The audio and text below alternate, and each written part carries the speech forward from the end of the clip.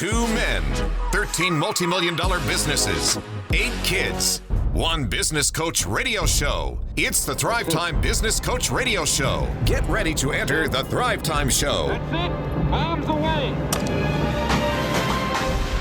Ladies and gentlemen, on today's show, we have the legendary and often controversial Mr. Ben Shapiro. He was born on January 15th of 1984. Wow, that's controversial. No, and he is an American conservative political commentator, writer, and lawyer. He has written several books, 7 books actually, and his first book being the 2004's Brainwashed, How Universities Indoctrinate America's Youth, which he started writing when he was just 17 years old. Also, at the age of 17, he became the youngest nationally syndicated columnist in the country. Shapiro writes a column for Creators Syndicate, serves as the editor-in-chief for the Daily Wire, which he founded, and hosts the Ben Shapiro Show, a daily political podcast and radio show. He is the co-founder and the former editor-in-chief of the media watchdog group Truth Revolt. Ladies and gentlemen, without any further ado, back to my exclusive interview with Mr. Ben Shapiro.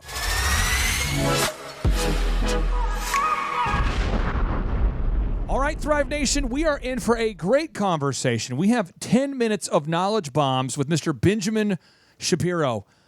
Ben, you were born in Southern California, and your Jewish family immigrated from Russia and Lithuania, if I'm correct.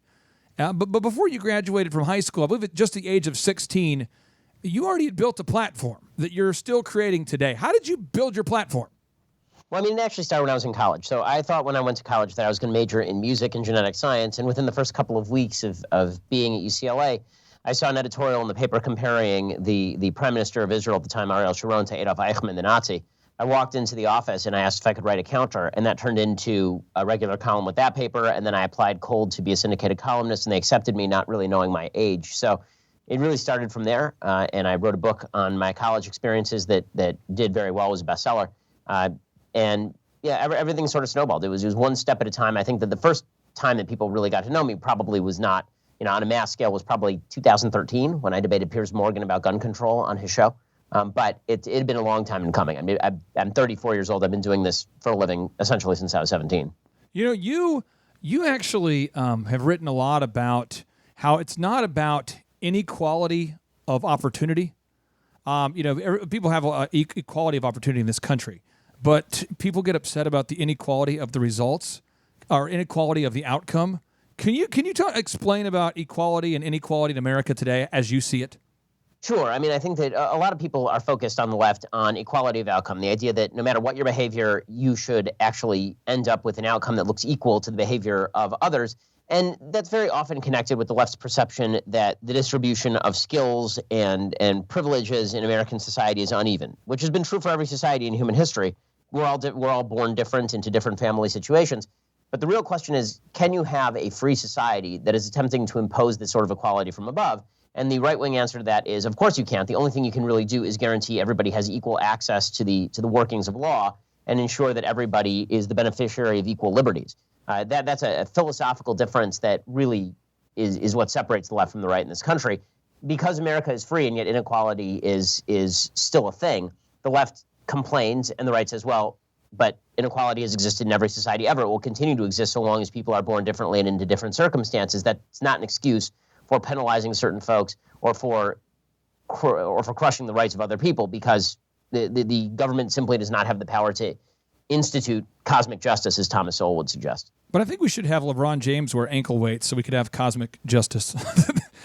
No, but in all sincerity, I think a lot of people do focus on the inequality of outcome. And one of the books you wrote back in 2004, your first book, I believe, was How Universities Indoctrinate America's Youth, which I believe you started just at the age of 17.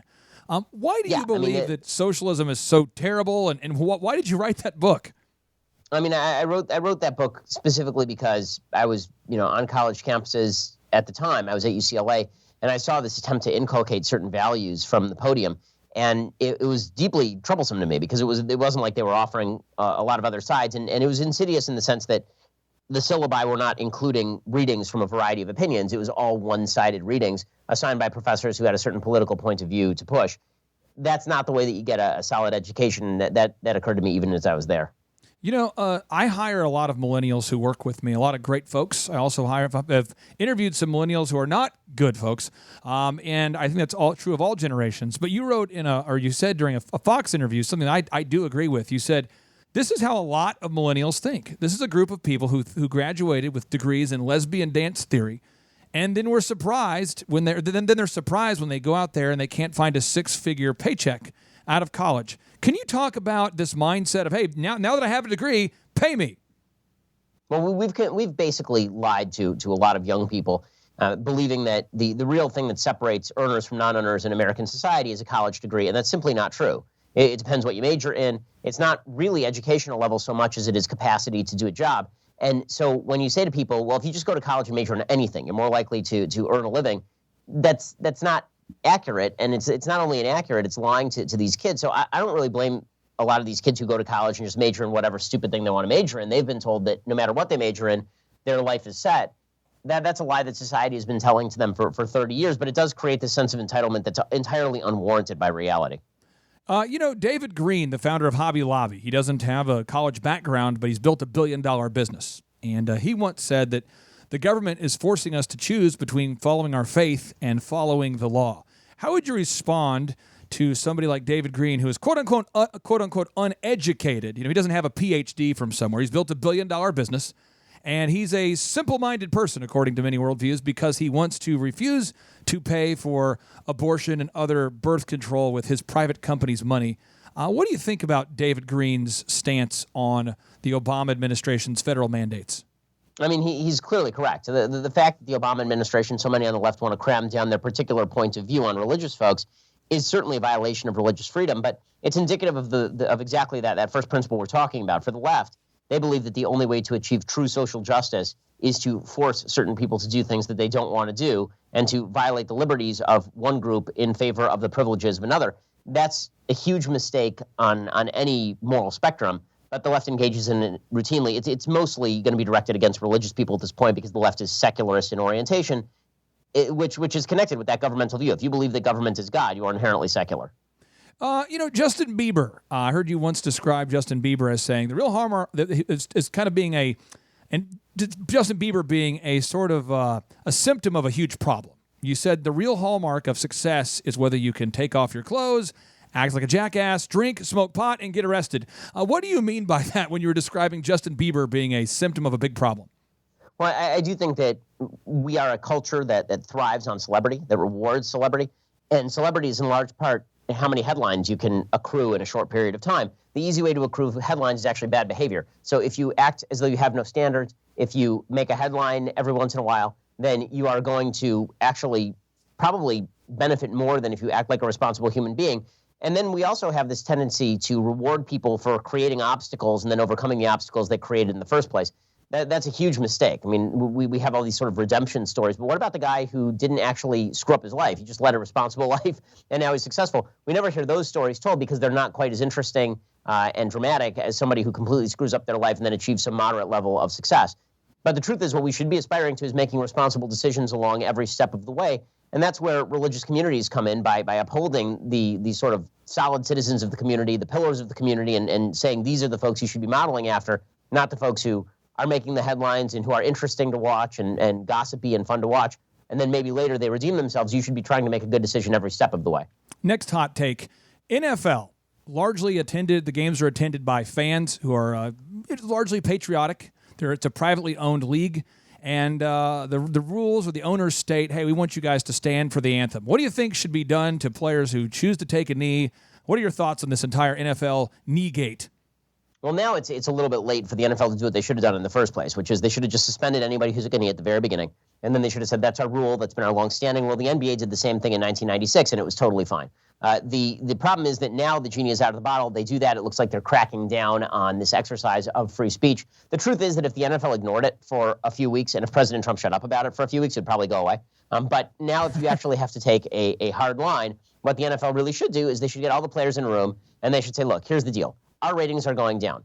We're going to have to bargain collectively with you more harshly because our ratings are going down, which means there's less money in this business because of what you're doing. You want to protest outside of the field, that is your problem. Do whatever you want off the field, that's up to you. But once you are on an NFL field, you are now in our domain. And that means that you have to abide by the rules, and our rules include standing for the national anthem because this is the United States of America. That seems to me, the very least that they could do. With that said, I'm not really fond of this debate because I think that it's now been polarized, not even along intellectually honest lines. It's basically turned into a referendum on President Trump, which is pretty stupid when it really was a referendum on policing and the American flag and all the rest. Ben Shapiro, final question for you. You think deep and you think fast. I really can't fathom how you do both at the same time. It's very impressive. For any of the listeners out there that want to learn more about you or the books you've written, where would you direct all of our listeners to go today? So go check out dailywire.com and check out my Twitter feed at Ben Shapiro. And if you go to Amazon and you just search my name, Ben Shapiro, then you'll be able to see all the books that I've written. Also, go to iTunes or SoundCloud, any podcast app that you have, and download the Ben Shapiro Show. We're the largest conservative podcast in the nation with about 1 million listeners a day. Ben Shapiro, you're a great American. Thank you for taking time out of your schedule to bless our hundreds of thousands of listeners. And I can't tell you how much we appreciate you. Hey, thanks so much. Appreciate it. Take care. Chup, what blows my mind is how deep he is and how quick-witted he is. The combination of being deep, a deep thinker, and a quick thinker, right. I've never seen it before. You can tell he's very well read. He's got a lot of stats and stuff right off the top of his head. He's just willing to dive right in there. I've just never seen somebody think that deep and that quick. Yeah. Ben Shapiro, thanks for being on the show. Chup, without any further ado, 3, 2, 1, boom!